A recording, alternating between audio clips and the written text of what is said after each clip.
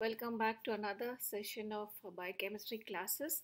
So, dealing with protein metabolism, today we'll go on to another set of metabolism about acidic amino acid metabolism. Okay, so first upon an acidic amino acid metabolism, we will do with glutamic acid. So, from the chemistry, we know that glutamic acid is a non-essential glucogenic amino acid.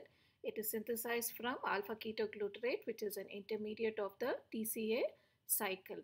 So it is obtained by first by transamination reaction and also by reductive amination of alpha ketoglutarate, which is catalyzed by another enzyme, glutamate dehydrogenase enzyme, by oxidative deamination. So what happens? It enters the TCA cycle as alpha ketoglutarate and it gets converted to oxaloacetate to enter into the glucogenic pathway.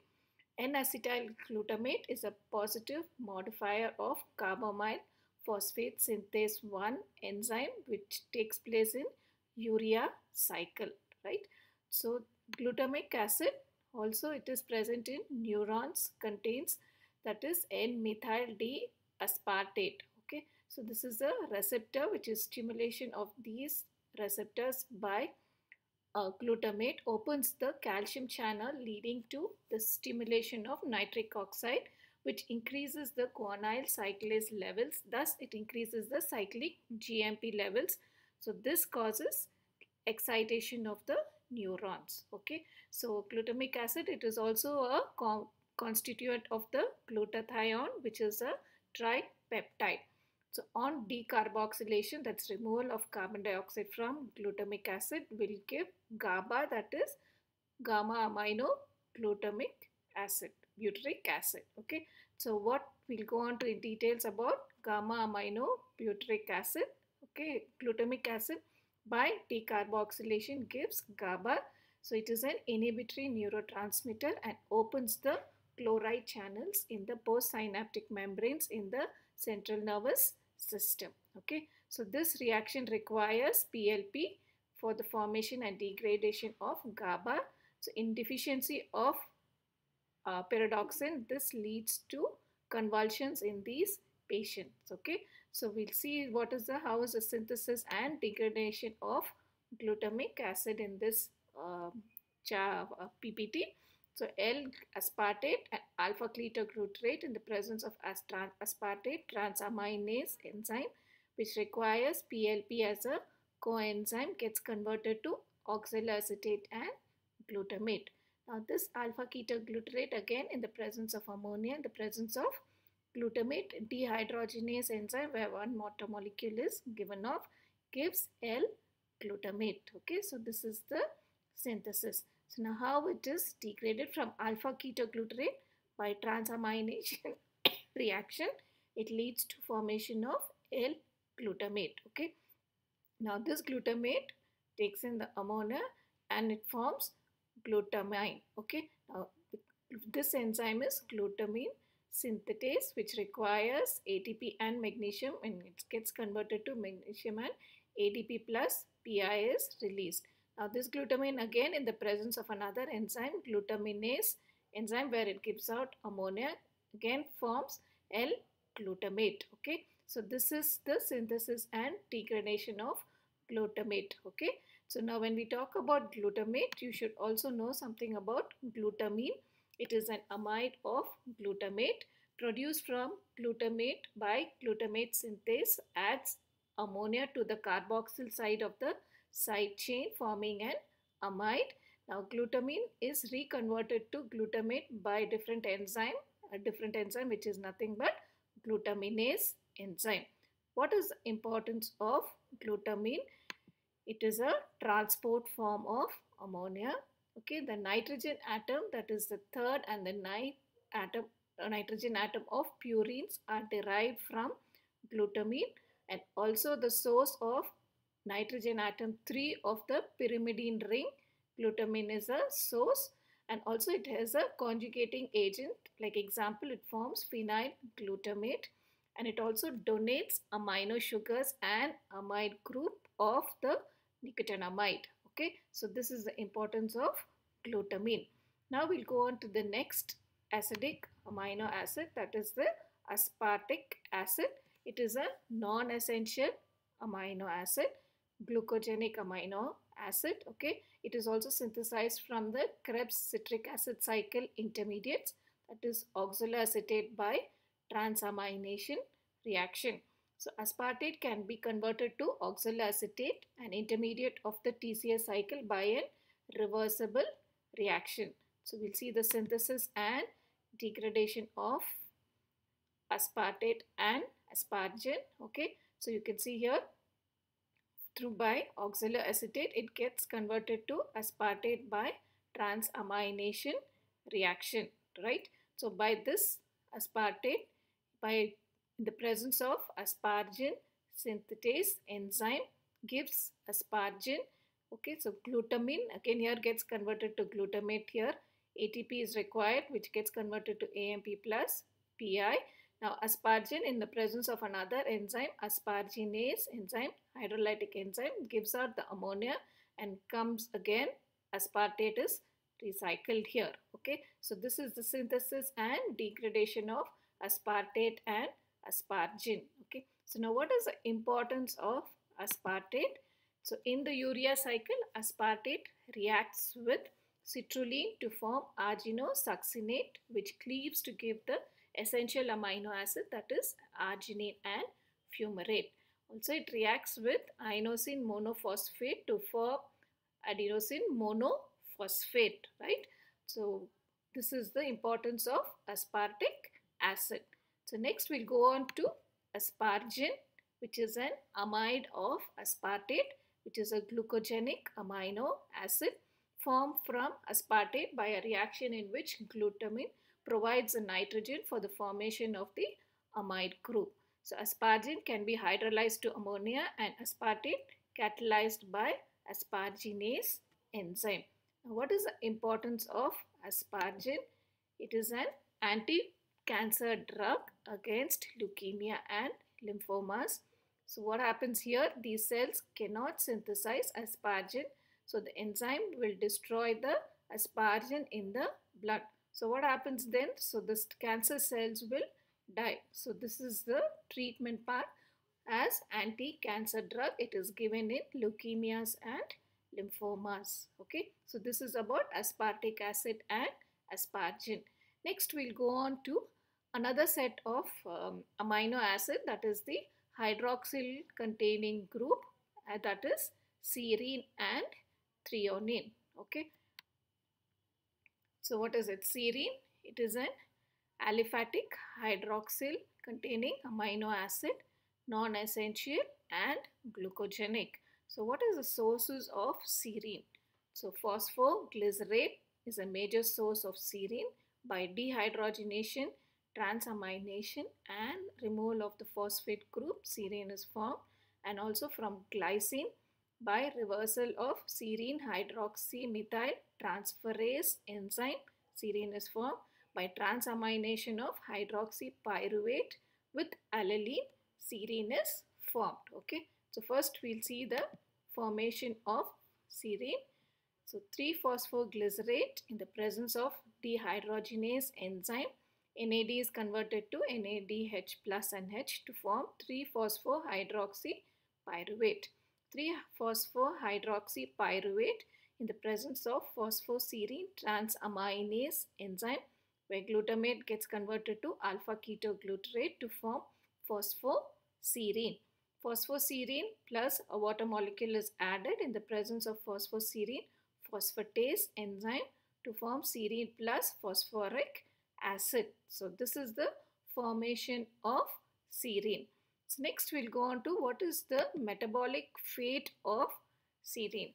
So deaminated by L-serine dehydratase enzyme in the liver, it forms pyruvic acid, that is by non-oxidative deamination reaction. Okay, so this is the metabolic fate. Now next we'll go on to what is the metabolic role of serine. So what is it? It is we said it is a glucogenic amino acid, right? So because of this, it gets converted to pyruvic acid, right? So utilization of all the amino acids for the formation of tissue proteins, and it is also the carrier of phosphate groups in phosphoproteins, right? And it also contributes the carbon skeleton to formation of cysteine. And then what happens? It undergoes decarboxylation to form ethanolamine by the enzyme decarboxylase enzyme. And also analogs are used as drugs. They inhibit the nucleotide synthesis, like for example azacitidine, cycloserines are all used as drugs, which are all analogs of serine. Okay, so in the next we'll see the slide where it shows how serine, in the presence of serine dehydratase enzyme, water molecule is given, an amino acid is formed, and then ammonia is released to form the pyruvate. Okay, so this is the deamination of serine to form pyruvate. Okay, next we'll see the other metabolic role of serine. So it helps in the, it's a precursor of ethanolamine. Okay, so formation of phosphatidyl ethanolamine, that is cephalin. Then formation of choline by the addition of 3-methyl group, which is donated by S-adenosyl methionine, that is SAM. And it is also useful for synthesis of sphingol. Okay, and the beta carbon of serine is used for the synthesis of thymine, right? So then the hydroxyl groups of serine in an enzyme protein is phosphorylated or dephosphorylated to form the active or the inactive form of the enzyme, which we call it as a covalent modification. So the hydroxyl group of serine, which is present in an enzyme, is phosphorylated or dephosphorylated to form the active or the inactive form of an enzyme. Okay, so this is known as a covalent modification, right? So what is it next? You see a slide where the serine by decarboxylation, carbon dioxide is given out to form the ethanolamine. Okay, this is one of the formation of metabolic role of serine. Now we'll have a look at the overall metabolism of serine. Like for example, you can see here through alanine, glycine, phosphoglycerate, okay, and through certain proteins, serine is formed. So now serine leads to formation of glycine. It enters the 1-carbon pool, forms pyruvate. So alanine is synthesized. Pyruvate again enters into the glucogenic pathway. Then it helps in the synthesis of ethanolamine, that is choline is formed. So choline indirectly it helps in the synthesis of acetylcholine, phosphatidyl serine. It helps in the synthesis of other phospholipids, sphingosine, right, cysteine, and also selenocysteine. So selenocysteine is nothing but the 21st amino acid.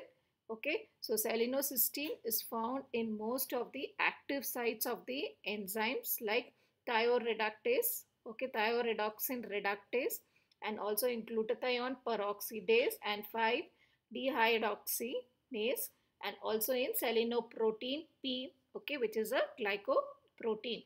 So deficiency of some of the enzymes will lead to, wherever it is present in the antioxidants, will lead to certain metabolic disorders, like for example atherosclerosis, right? And also whenever there is decreased levels of serine in these patients. Okay, so this is about serine. Next we'll go on to the other hydroxyl amino acid, that is threonine. Okay, so this is an essential amino acid which is a glucogenic amino acid, right? So threonine is degraded by 2 pathways. Okay, first it is cleaved to acetaldehyde and glycine by threonine aldolase enzyme, and this acetaldehyde is oxidized to acetate, which is converted to acetyl CoA. Okay, so this is the one pathway. The other pathway is threonine dehydratase produces alpha ketobutyrate. Okay, so this is the 2 pathways by which threonine gets degraded. So here in the next slide you can see the catabolism of threonine. So the first one you can see, by the threonine, in the presence of threonine, aldolase gives out glycine to form acetaldehyde. Acetaldehyde takes in 1 water molecule in the presence of acetaldehyde dehydrogenase enzyme. FAD gets converted to FADH2 to form acetate. Acetate takes in coenzyme A, where water molecule is released and ATP molecule is used to convert it to ADP. Magnesium ions are required, gets converted to acetyl-CoA. So since it gets converted to acetyl-CoA, we can threonine, we can also say it partially it is also a ketogenic amino acid. Okay, but primarily it is a glucogenic amino acid. Threonine, in the presence of threonine dehydratase enzyme, PLP is required, ammonia is released to form alpha ketobutyrate. This alpha ketobutyrate by oxidative decarboxylation gets converted to propionyl CoA. So propionyl CoA in the presence of biotin gets converted to methyl malonyl CoA, and methyl malonyl CoA in the presence of vitamin B12 converts to succinyl CoA, and succinyl CoA enters into the citric acid cycle or the TCA cycle. Okay, so this is the catabolic pathway of threonine, right? So this finishes with the serine and threonine, the hydroxyl containing amino acid.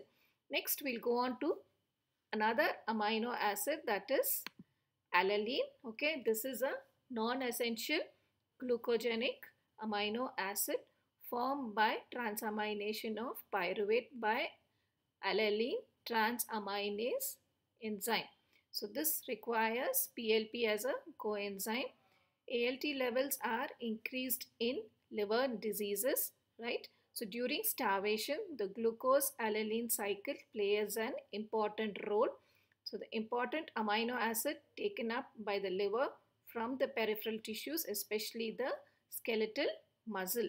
So what is the major function in the inter-organ transport of nitrogen? Alanine plays, right? So the carbon skeleton of alanine forms pyruvate, which is challenged to the gluconeogenesis. So in fasting and in starvation, this cycle plays an important role. So the nitrogen arising from oxidation of branch chain amino acids in the skeletal muscle is also transferred back to the liver via the glucose alanine cycle.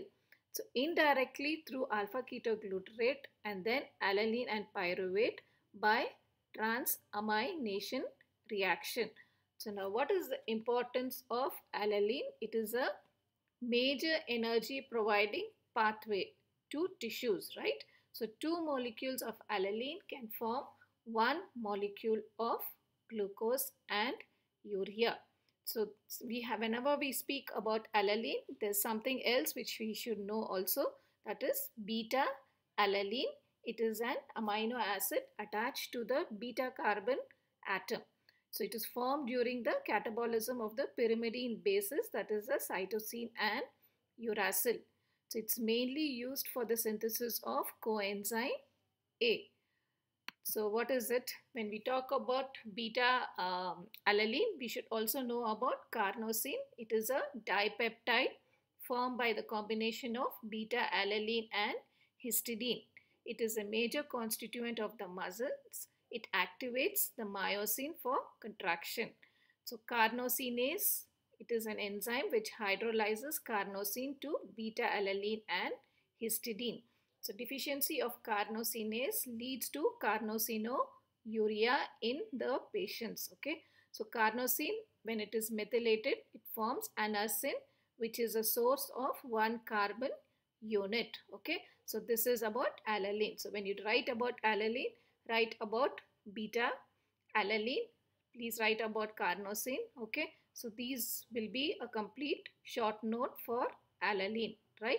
So today we finished with the acidic amino acids, that is aspartic acid and glutamic acid, and we also spoke about glutamine and asparagine, right? Along with it, we finished about the hydroxyl containing amino acid, that is the serine and threonine. Along with it, we also finished with alanine, right? So this finishes with most of the amino acids for the metabolism. In the next class, we'll go on to the inborn errors of metabolism, which can come as a short note or it can be asked as a long note also. Okay, so thank you and have a nice day.